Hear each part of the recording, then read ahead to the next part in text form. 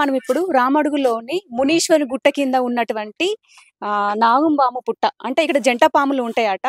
ఇక్కడ ఫేమస్ ఏంటి అంటే సంతానం లేని వాళ్ళకి సంతానము జరుగుతది ఇక్కడికొచ్చిన వాళ్ళకి.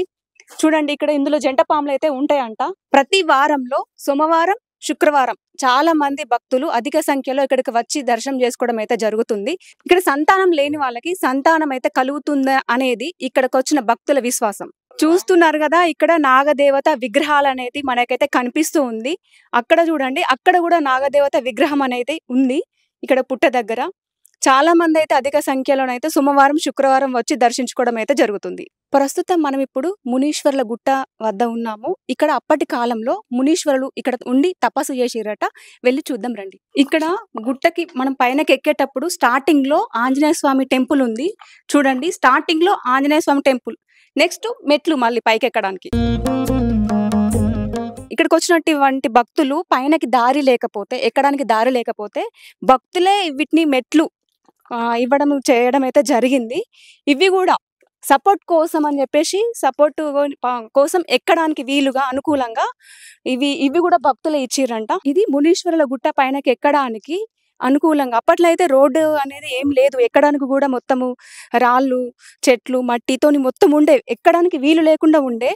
ఇక్కడికి వచ్చినటువంటి భక్తులు అసలు వీలు లేదని చెప్పేసి వాళ్ళే ఇదంతా వాళ్ళ డబ్బులతోని చేయడం అయితే ఇవ్వడం అయితే జరిగింది. ఇది కూడా సపోర్టింగ్ కోసం, అటు ఇటు పడకుండా సపోర్టింగ్ కోసం అయితే వాళ్ళే భక్తులు చేయించారంట. రండి ఇంకా మరికొన్ని వివరాలు తెలుసుకుందాం. చూస్తున్నారు కదా మునీశ్వర్ల గుట్ట పైనకి ఎక్కేటప్పుడు ఈ మెట్లే సుమారుగా 130కి పైగా ఉండొచ్చు అని చెప్పేసి ఇక్కడ ఉన్నటువంటి అధికారులు మనతో అంటున్నారు. అలాగే భక్తులు కూడా ప్రతి మెట్టుకి బొట్టు పెట్టుకుంటూ పైనకి వెళ్ళారు. అంటే వాళ్ళ మొక్కిన మొక్కులు తీరితే గనక ప్రతి మెట్టుకు నేను బొట్టు పెట్టి పైనకి ఎక్కి మిమ్మల్ని దర్శనం చేసుకుంటాను స్వామి అని చెప్పేసి ప్రతి మెట్టుకు బొట్టు పెట్టుకుంటూ పైనకి వెళ్ళడం అయితే జరుగుతుంది.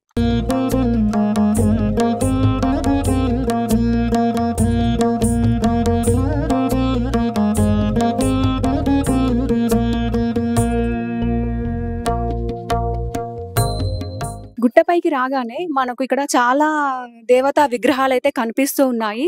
స్టార్టింగ్ చూసుకుంటున్నట్టయితే ఇది శివలింగం, దానికి ఎదురుగా నందీశ్వరుడు, వినాయకుడు కూడా మనకి కనిపిస్తూ ఉన్నాడు. ఇక్కడ వినాయకుడు విగ్రహము, ఇక్కడ నాగదేవత కూడా ఇక్కడ మనకి కనిపిస్తూ ఉంది. ఇక్కడ వీరభద్రస్వామి విగ్రహము, ఇక్కడ సరస్వతి అమ్మవారు, చాలా విగ్రహాలు ఉన్నాయి దేవతా స్వరూపులు. ఇక్కడ చూసుకుంటున్నైతే మునీశ్వరుడు మీకు అక్కడ కనిపిస్తూ ఉంది. అక్కడ మునీశ్వరుడు అక్కడ కూర్చొని ఉన్నాడు. చూడండి తపస్సు చేస్తూ మనకి కనిపిస్తూ ఉంది కాబట్టి ఇక్కడ మునీశ్వరుడు తపస్సు చేసుకున్నాడు కాబట్టి దీనికి మునీశ్వరుడు గుట్ట అనే ఒక పేరైతే వచ్చింది. ఇది మునీశ్వరుడి గుట్ట. ఈ గుట్ట పైన ఇది ఒక గుహ. ఇక్కడే మునీశ్వరుడు తపస్సు చేసుకోవడం అయితే జరిగింది. అక్కడ తపస్సు లోపల చేసుకొని ఇక్కడికి వచ్చి మళ్ళీ ఈడ కూర్చొని తపస్సు చేసుకునేవారట.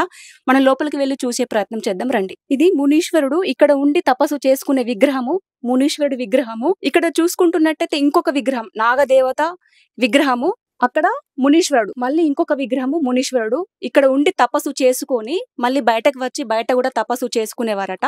ఇక్కడికి వచ్చిన పంతులు కూడా ఇక్కడికి వచ్చి ప్రతిరోజు పూజ చేయడం అయితే జరుగుతుంది. అంతేకాకుండా లోపలికి వెళ్ళి లోపల కూడా అక్కడ తపస్సు చేసుకునే వాళ్ళ. ఇక్కడ పంతులు గారు ప్రతి సోమవారం, శుక్రవారం ఈ 2 రోజులు వచ్చి అంత లోపలికి వెళ్ళి పూజ చేసి మళ్ళీ బయటకు వస్తారంట. ఈ దారి నుంచే వెళ్ళడానికి కూడా అసలు అనుకూలంగా లేదు. పంతులు లోపలికి వెళ్తాడంట. లోపలికి వెళ్ళి పూజ చేసి ప్రతి సోమవారం, శుక్రవారం బయటకి రావడం అయితే జరుగుతుంది. ఒకప్పుడు మునీశ్వరులు ఇక్కడ తపస్సు చేసుకుని లోపలికి వెళ్ళి 2 తాటి చెట్టు అంత లోపల ఉండి తపస్సు చేసుకొని మళ్ళీ పైకి వస్తూ ఉండేవారంట ఒకప్పుడు. అందుకే దీనికి మునీశ్వరుల గుహ అనే పేరు వచ్చింది.